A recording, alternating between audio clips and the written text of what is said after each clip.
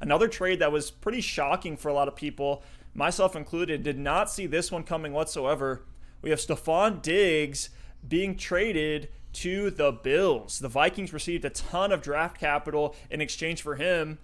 Alex, I'll have you go first here. What is your implications with Diggs now being on a Bills offense that runs the ball seventh most in the NFL? Yeah, this one was shocking, and Bill O'Brien has to be kicking himself for giving up DeAndre Hopkins for that package when Stefon Diggs got traded for a 2020 first round, fifth round, sixth round pick, and a 2021 fourth round pick. And all Bill O'Brien got was David Johnson and a round two pick. So you've got to think that they're just incredibly disappointed with what they got as a return after seeing this Bills-Vikings trade. And to me, this is a huge step up for Stefon Diggs. I know you might not think so because Kirk Cousins is a much more accurate passer than Josh Allen. A lot of people might think this is a bit of a hot take, but I think this is huge for Stefon Diggs. And to me, he's now a locked-in wide receiver one for fantasy football next season. I think he's locked in as a top 12 guy. Just looking at what they gave up for him, they absolutely backed up the Brinks truck to get this guy. If you think they're going to bring him in and not pepper him with targets and feature him in the offense, especially knowing how much of a squeaky wheel he is, like he showed in Minnesota, there's no way that they're not going to give this guy 150 targets this season.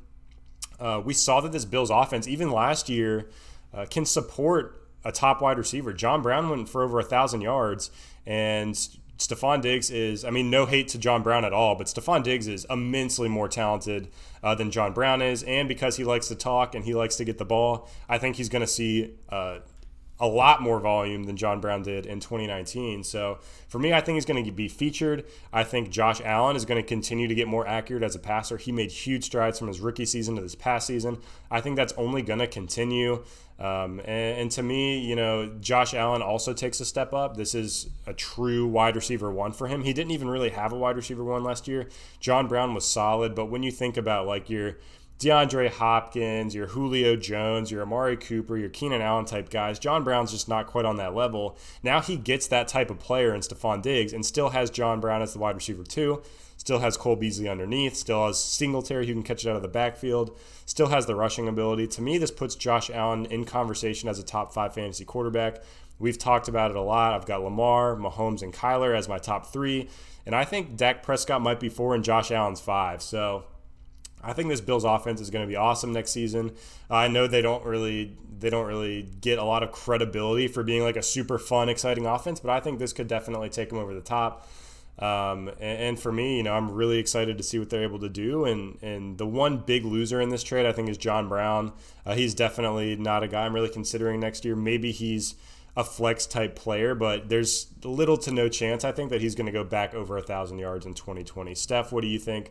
Am I off there? Do you think, any of that's ridiculous, hot takes, anything like that? And did you read this one a little bit differently? Yeah, I think there's a couple hot takes in there. I don't necessarily see Diggs as a wide receiver one. I could see it as a potential, ceiling for him.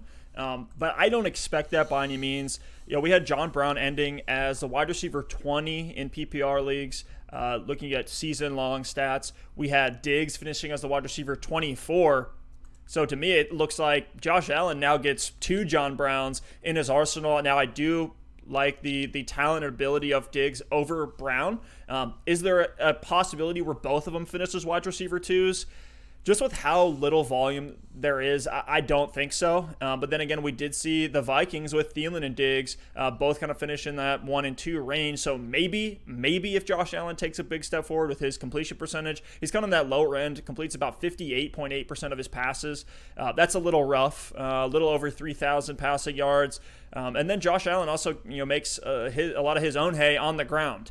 So maybe if we see, less of Allen taking off and more of him passing the ball to Diggs, maybe there's a lot of yardage in there for Diggs to hit that ceiling. I'm sure Diggs will have, his boom and bust games like we've seen him have his entire career. I do think there is a little bit more stability now. And like you said, I do think John Brown does take a hit just because of the limited volume. Could both of them finish as 2s? That's really the main question for me. What do you think about that? I don't think so. Like you said, there's just not enough volume to go around. And for some context, Stefon Diggs had 94 targets last season. John Brown had 115. So you just slide Stefon Diggs into that wide receiver one role in Buffalo, assuming the volume's about the same, and you should expect him to have about 20 more targets. 2 seasons ago in Minnesota, Stefon Diggs had 149 targets. So he saw 55 less targets last season. I don't think he's going to get back up to that 149 level, but because he is a true wide receiver one from a skill set perspective, like you said, I expect him to be in the 120 to 130, maybe 140 is the stretch target range. And with those numbers, there's no reason he shouldn't have around 1,200 yards, around 90 to 100 receptions, and somewhere from 8 to 10 touchdowns. So, yeah, it's tough because there is going to be a little bit of cannibalization with Stefon Diggs and John Brown. It's not like an Arizona type situation where we still think there's upside for Christian Kirk. It's a situation where Diggs is going to directly impact John Brown's target volume. Cole Beasley has a different role. He's in the slot, so his should stay fairly constant. And then Dawson Knox is also there at the tight end.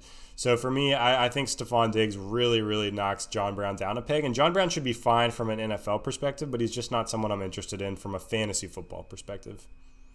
This is the first time that we've seen Diggs take over as a clear alpha for his team's offense. So all you Diggs believers, this is the time.